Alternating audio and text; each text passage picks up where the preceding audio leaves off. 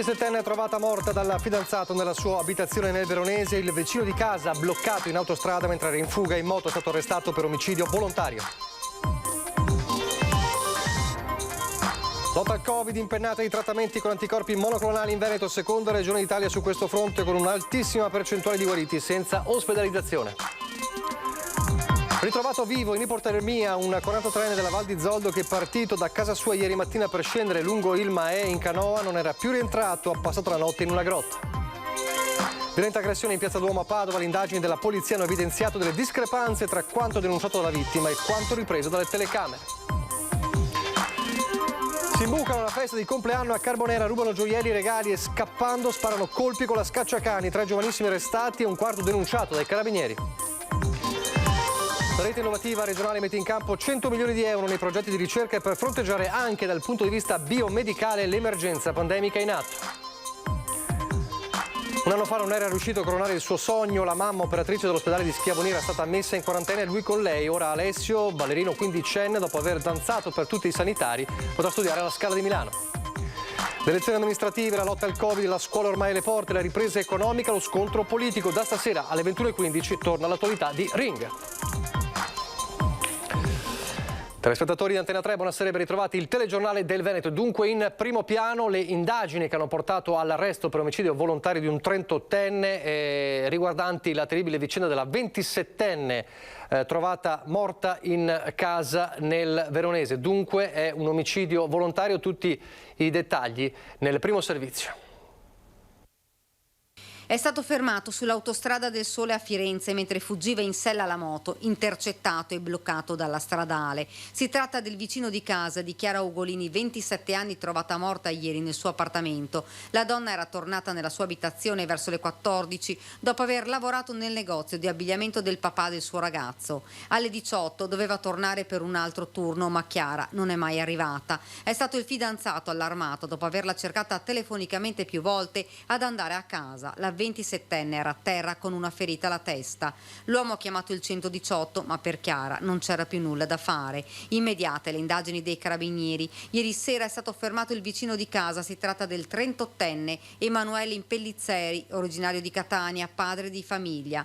Avrebbe confessato le proprie responsabilità. Ora le indagini dei carabinieri per capire il movente dell'aggressione. Per il momento si ipotizza una lite per motivi condominiali, ma non è esclusa un'aggressione a sfondo sessuale. Secondo quanto si è appreso, l'indagato era sottoposto alla misura degli arresti domiciliari, pare per un episodio legato ad una rissa. Il sospetto omicida abita al piano terra della stessa palazzina dove viveva al secondo piano la vittima. Chiara era andata ad abitare a Calmisano di Bardolino per stare accanto al fidanzato. L'intera comunità è sconvolta. Chiara faceva parte del Volley Palazzolo. La società oggi affida a questo messaggio la tragica notizia. La nostra Chiara Ugolini non è più tra noi. La nostra giocatrice della prima divisione e allenatrice di squadre giovanili è stata trovata priva di vita in casa. Gli inquirenti stanno lavorando per capire come sono andati i fatti e assicurare i responsabili alla giustizia. Una preghiera per Chiara, sentite condoglianze ed un abbraccio alla famiglia che possa alleviare il dolore per questa tremenda perdita. Ciao Chiara. La procura ha disposto l'autopsia sul corpo della 27enne. Ci sono alcuni aggiornamenti perché poco fa è finita anche la conferenza stampa a Verona con gli ultimi dettagli sulla vicenda. Ci sono alcune delle precisazioni rispetto a quanto abbiamo detto nel servizio. È confermato l'arresto per omicidio volontario. Il 38enne che è stato arrestato non era all'arresto domiciliare ma in affidamento in prova e per il reato di rapina, non di rissa. A quanto pare sarebbe, secondo la ricostruzione degli inquirenti, entrato nella casa dal terrazzino. Ancora non è chiaro il movente di questo terribile omicidio. Prima di andare a vedere tutte le novità sull'emergenza Covid, torniamo a vedere il sondaggio che abbiamo lanciato già nella nostra edizione straordinaria di oggi, che riguarda un tema di cui si discute da tempo e anche nelle settimane, ma che è tornato ancora più d'attualità dopo le parole polemiche sul reddito di cittadinanza da parte della leader di Fratelli d'Italia Giorgia Meloni, che l'ha definito metadone. Uno scontro politico molto forte e un dibattito forte anche nella maggioranza di governo tra chi lo vuole mantenere pur modificandolo come PD e Movimento 5 Stelle e la Lega che lo vorrebbe cancellare. Allora vi chiediamo il reddito di cittadinanza, eliminarlo? Se per voi sì è la risposta a questa soluzione, cioè a trovare una soluzione eliminando il reddito di cittadinanza. 0422 162 6691.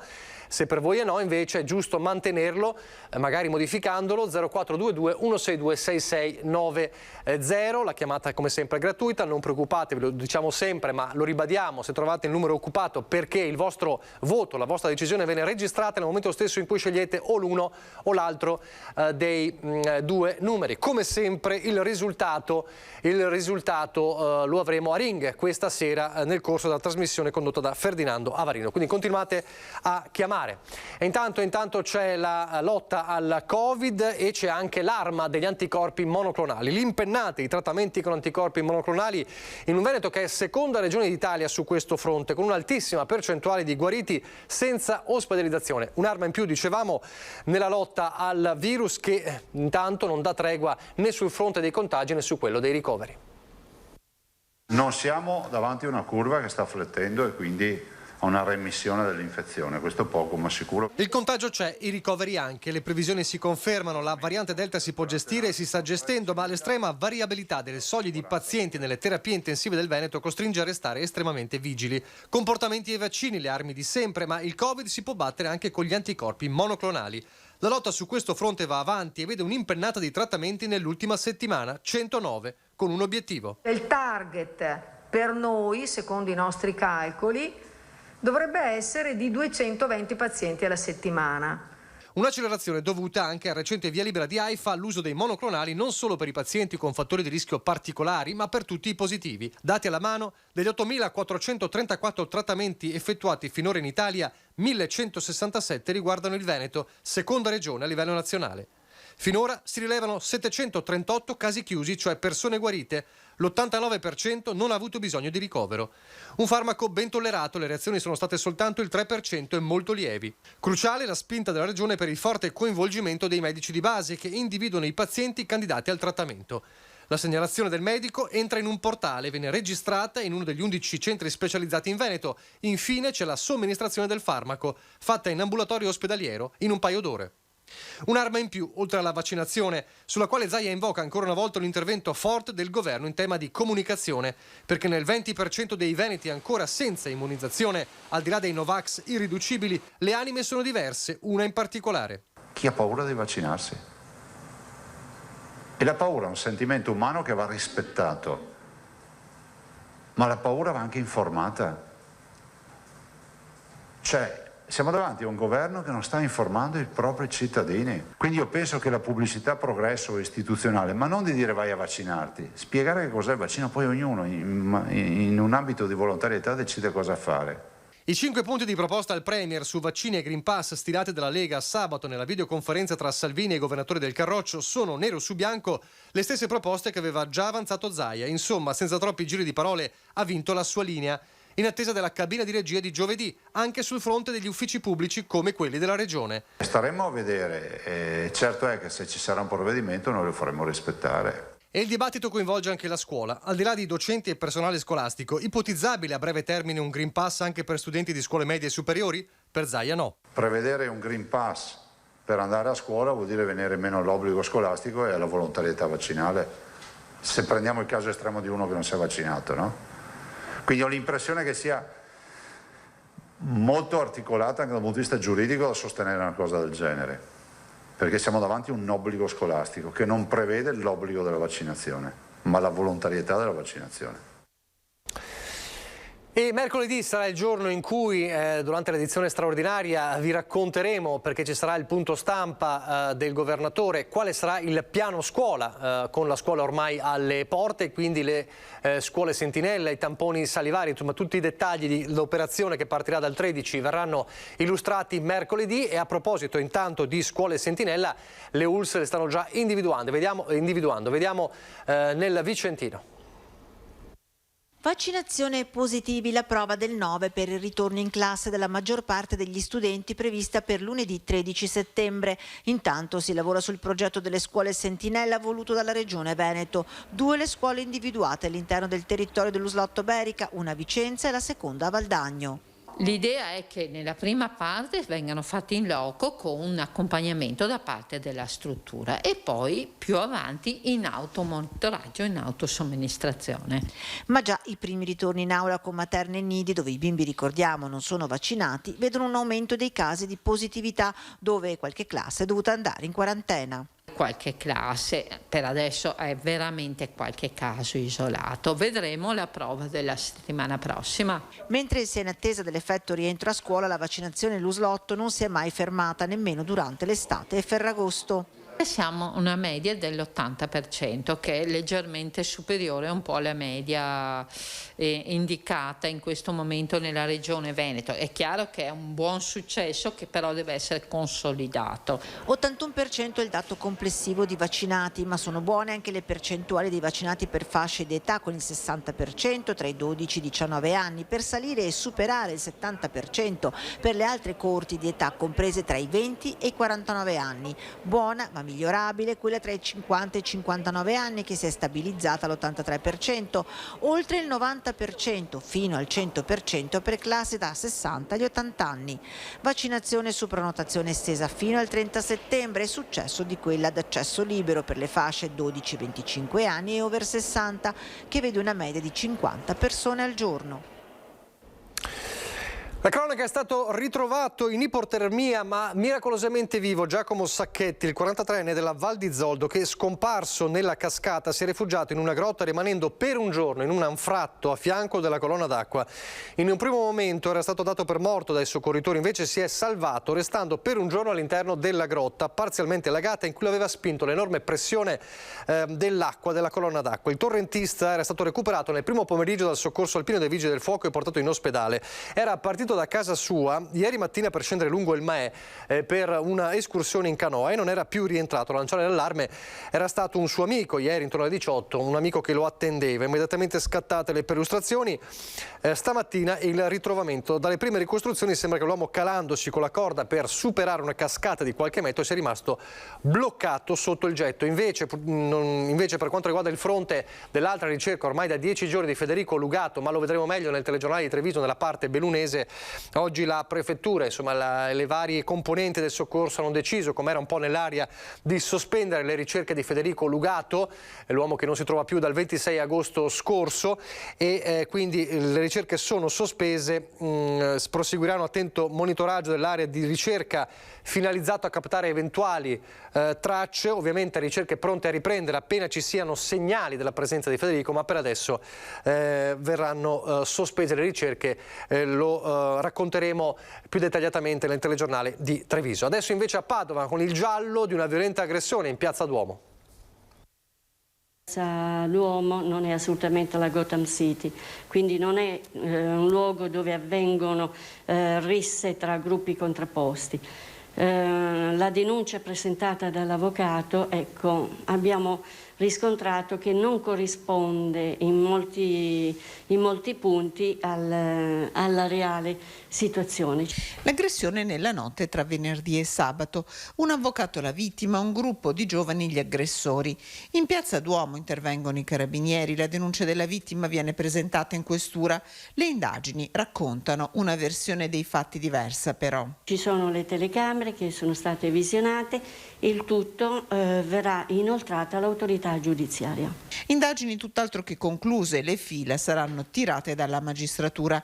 Nel frattempo il questore di Padova racconta come lei stessa vive le piazze del centro della città. Non ho scorte, non ho tutele e quindi anch'io con qualche amica di Padova vado al cinema e torno a casa alle 11:30, alla mezzanotte, e devo dire che insomma non sono mai stata molestata, non sono stata mai vittima o oggetto di attenzione da parte insomma di malviventi, di persone che vivono nella illegalità.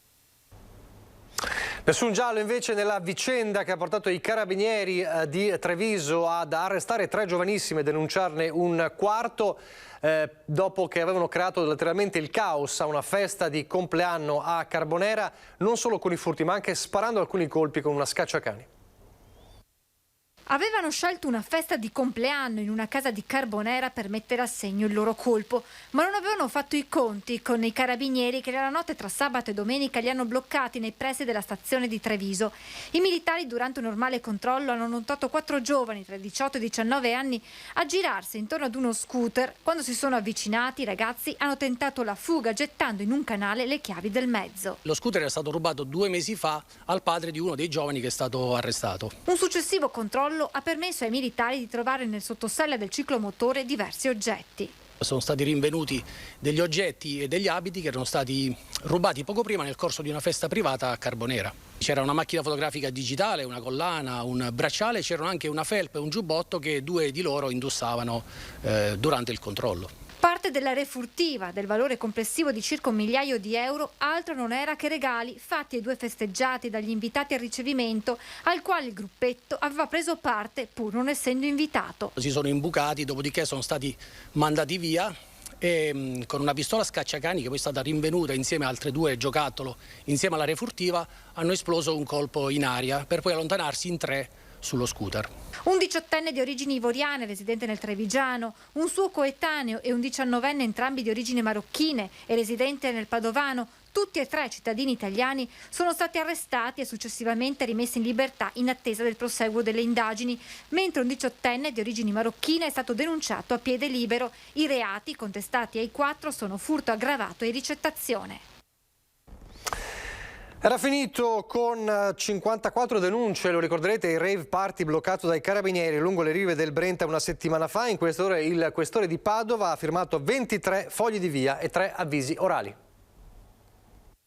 Il più giovane ha 18 anni, il più vecchio 42. Sono 26 i partecipanti al rave party bloccato dai carabinieri una settimana fa lungo le rive del Brenta tra Cittadella e Fontaniva, raggiunti da provvedimenti firmati dal questore di Padova Isabella Fusiello dopo la dettagliata informativa ricevuta dai carabinieri di Cittadella. Per 23 sono partiti i fogli di via, altri 3 sono stati raggiunti da un avviso orale. Da 1 a 3 anni, a seconda della gravità della loro posizione, non potranno entrare nel territorio dei 2 comuni se non per giustificato motivo e solo se autorizzati. Si tratta per la maggior parte di giovani padovani, ma ci sono anche alcuni veronesi, lombardi e calabresi. Una raffica di incidenti a distanza di poche ore sulle strade del Veneziano, da Noale a Noventa di Piave, i vigili del fuoco al lavoro. Per ore c'è anche l'ennesimo incidente con diversi chilometri di coda in A4. Un incidente verso le 8 lungo la A4 in direzione Padova tra la A57 e la A13 in corrispondenza dello svincolo per l'area di servizio Arino Ovest ha provocato chilometri di coda in entrambi i sensi di marcia. Il conducente di una bisarca è rimasto incastrato nella cabina guida dopo l'impatto contro un camion che trasportava cereali, riportando gravi ferite. È stato trasferito in codice rosso all'ospedale di Padova dai sanitari del SUEM giunti poco dopo sul posto, insieme alla Polstrada, i vigili del fuoco di Mestre che hanno messo in sicurezza i mezzi e il personale di concessioni autostradali venete. I tempi di sgombero e pulizia del manto stradale hanno portato al formarsi di code fino a 11 chilometri.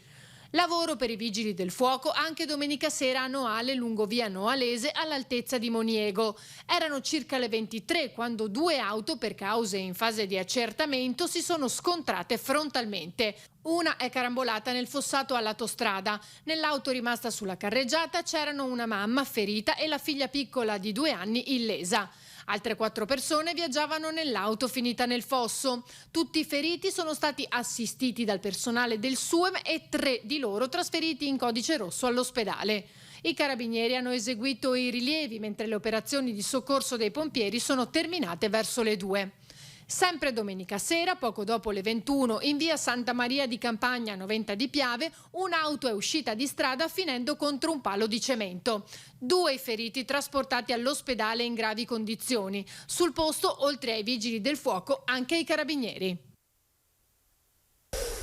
Di nuovo in regione, la rete innovativa regionale mette in campo 100 milioni di euro nei progetti di ricerca per fronteggiare anche dal punto di vista biomedicale l'emergenza pandemica in atto.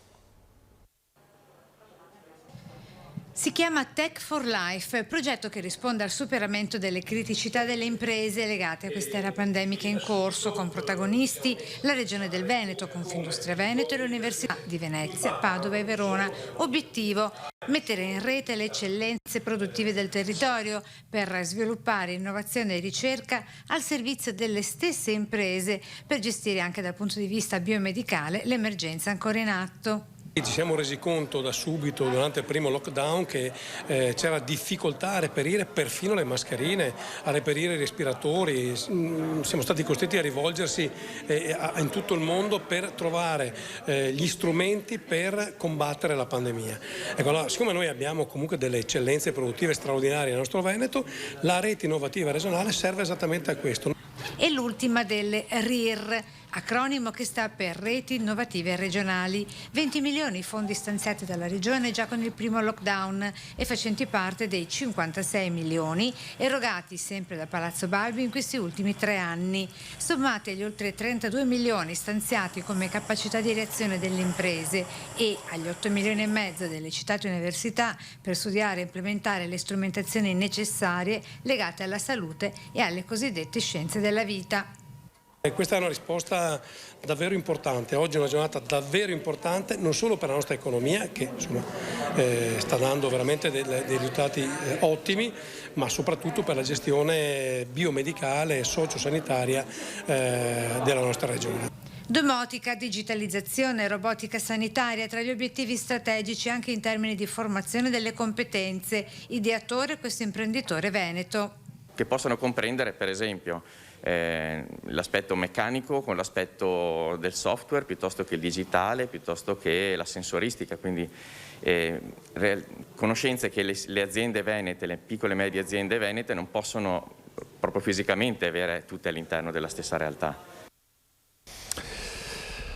Adesso torniamo a parlare di una storia che avevamo già raccontato proprio 1 anno e mezzo fa. 1 anno e mezzo fa non era riuscito a coronare il sogno della sua vita. La mamma, operatrice all'ospedale di Schiavonia, era stata messa in quarantena allo scoppio della pandemia e lui con lei. Alessio, adesso ballerino quindicenne, dopo aver danzato per tutti i sanitari impegnati nel Covid Hospital, e un video che adesso vedremo, che abbiamo raccontato a suo tempo, faceva vedere proprio questo balletto per i sanitari. Bene, ora Alessio potrà continuare a studiare alla Scala di Milano.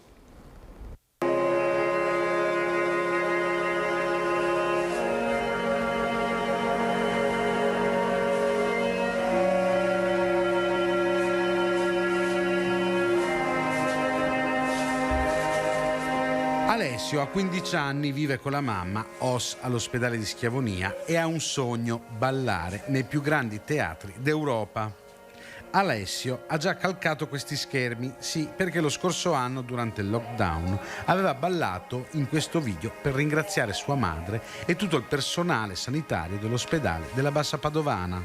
La danza è da oltre 10 anni la sua passione e il Covid ha cercato di minare la sua carriera. Negli ultimi giorni di febbraio, quando l'ospedale Maria Teresa veniva chiuso e lui, costretto alla quarantena, aveva dovuto saltare un provino con la scuola di danza del Bolshoi. Una delusione fortissima che però non ha scalfito la volontà di Alessio, che adesso ha superato il test fisico-tecnico attitudinale e l'esame medico per l'ammissione all'Accademia Teatro alla Scala di Milano. Corona così il sogno di studiare danza classica, interrotto quel 21 febbraio dell'anno scorso, quando proprio a Schiavonia vennero diagnosticati i primi 2 casi di contagio da Covid-19 del Veneto. Dopo 11 anni di danza classica, contemporanea e moderna, l'ultimo dei quali all'Accademia della Danza di Rovigo, diretta dall'insegnante Chiara La Molinara, Alessio potrà ora studiare e perfezionarsi in una delle accademie più importanti d'Italia. Tutta a Treviso nel pomeriggio di oggi per l'ultimo saluto in Duomo allo storico imprenditore Fabio Biasuzzi. Affidiamo al Signore la vita di Fabio, perché sappiamo che il suo uomo interiore, che si è costruito con quei gesti anche i più piccoli di bene, quell'uomo interiore ora diventa pieno, eterno nell'amore di Cristo risorto. Con queste parole Don Paolo Pigozzo ha raccontato la vita di Fabio Biasuzzi, una vita fatta di piccoli e grandi gesti quotidiani in tutti i campi dove ha operato. Dall'attività estrattiva a quella immobiliare, da quella turistica a quella agricola, fino ad arrivare alla grande passione per i cavalli che condivideva con il governatore del Veneto. E Luca Zaia era in prima fila a salutare chi ha fatto crescere l'ippica nel nord-est, mentre il sindaco di Treviso Mario Conte testimoniava la vicinanza di tutta una comunità per un uomo e una famiglia che ha internazionalizzato il Sant'Artemio e ha portato la trevigianità in tutto il mondo. Tanti i volti noti presenti all'estremo saluto, dai colleghi cavatori Remo Mosole e Roberto Grigolin, all'industriale Nicola Tognana, dal ristoratore Celeste Tonon al giudice Carlo Nordio e all'avvocato Piero Barolo. Presenti anche i volti della politica cittadina come gli ex assessori Paolo Camolei e Fulvio Zugno o l'ex presidente del Consiglio Comunale Franco Rosi. Stretti nel contegno del dolore il fratello gemello Mauro, la mamma Gina, la moglie Laura e i figli Beatrice, Caterina e Giuseppe, che hanno seguito Fabio nel lungo calvario della malattia. Sull'altare tanti fiori, testimonianze di dipendenti, collaboratori o semplici amici, mentre sul cuscino di rose rosse sopra la bara la famiglia ha voluto testimoniare l'altra grande passione che Fabio ha coltivato fino all'ultimo, quella per il suo Milan. Siamo in chiusura, però vi ricordo, torno a ricordarvi il sondaggio di oggi, lanciato già nel corso delle elezioni straordinarie e continua anche nei prossimi telegiornali. Reddito di cittadinanza, eliminarlo, 0422 162 6691 se per voi è sì, 0422 162 6690 se per voi invece no, non bisogna eliminarlo. E come sempre con i nostri sondaggi l'esito questa sera a Ring che torna dopo la pausa di agosto ed è un ritorno importante con il nostro vice direttore Ferdinando Avarino, perché i temi sul piatto sono tanti, è un periodo molto importante, la ripresa delle scuole alle porte, il voto anche alle amministrative ormai fra meno di un mese, la pandemia da gestire, l'economia da riprendere, le ripercussioni degli scontri politici nel territorio. Questa sera con Ferdinando Avarino ci saranno il sindaco di Treviso e presidente di Anci Veneto Mario Conte, Nicola Atalmi della CGIL, poi l'onorevole Luca De Carlo di Fratelli d'Italia, l'onorevole Marco Marin di Coraggio Italia e Stefano Pelloni del Partito Democratico. È davvero tutto, vi lascio le previsioni del tempo. Grazie per averci seguito. Arrivederci.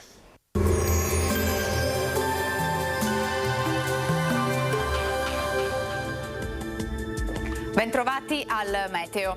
Nuovo graduale rinforzo dell'alta pressione, tempo buono e clima gradevole. È l'estate settembrina sul nostro territorio a regalarci giornate molto miti. Vediamo insieme il dettaglio. Sul Veneto la grafica di martedì 7 settembre evidenzia una situazione tranquilla ed in effetti sarà ampiamente soleggiato con cielo sereno o al massimo poco nuvoloso. Non sono attese precipitazioni degne di nota. Uno sguardo alle temperature, le minime saranno comprese tra 13 e 18 gradi, massime in lieve aumento tra 25 e 29 gradi. Ci spostiamo ora sul Friuli Venezia Giulia, avremo poche novità, stessa situazione anche qui con tanto sole su tutti i settori, cielo terso e limpido. Temperature minime tra 14 e 18 gradi, massime sui 27 e 29 gradi. Infine ci spostiamo sul Trentino Alto Adige dove avremo condizioni di tempo asciutto e stabile, sarà anche qui soleggiato come vediamo su tutti i settori. Temperature minime intorno ai 15-16 gradi, massime sui 29 all'incirca.